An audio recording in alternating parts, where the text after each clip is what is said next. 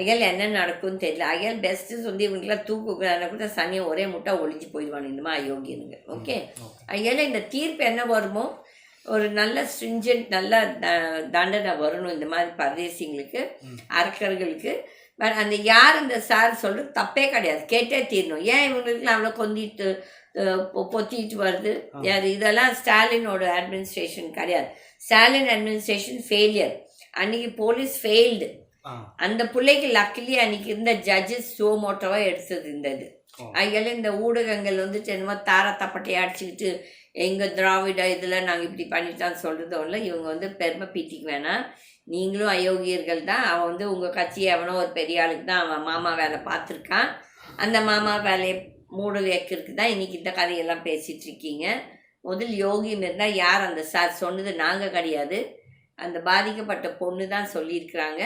ஆகையால் நீங்கள் இப்போ அந்த பொண்ணோட வாயை மூட வைக்க பார்க்குறீங்க, யாரையோ நீங்கள் பாதுகாக்கிறீங்க. அது வந்து பிரச்சனையே இல்லை. இந்த கடவுள்னு ஒருத்தர் இருக்கிறாரு, நான் நம்புறது.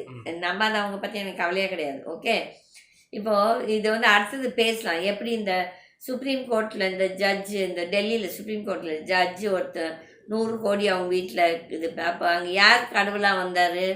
நீயும் இல்லை, நானும் இல்லை. அக்னி பகவான் கரெக்டாக எரிச்சதால வெளியே வந்துச்சு இந்த கதையெல்லாம், நான் வண்டவாளமெல்லாம். அதை நெக்ஸ்ட் பேசலாம். அதனால இந்த தமிழ் ஊடகங்கள் யாரெல்லாமே திராவிடன்னு பெருமை பீச்சு சேருமா பெரிய ஸ்டாலினோட ஆளுமை, ஸ்டாலினோட ஆளுமை ஒன்றும் கிடையாது. ஸ்டாலின் வந்துட்டு தூங்குஞ்சி தான். ஆனால் இந்த டிஎம்கேக்கு ஒரு நல்ல லீகல் டீம் இருக்குது.